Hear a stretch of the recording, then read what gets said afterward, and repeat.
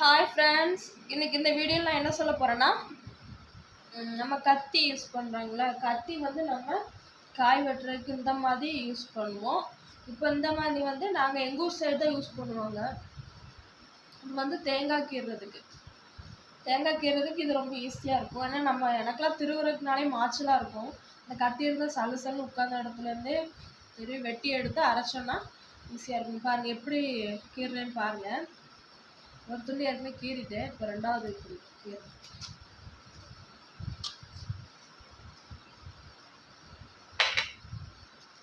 ஒரு கோடு இழுத்தோன்னா வந்துடும்.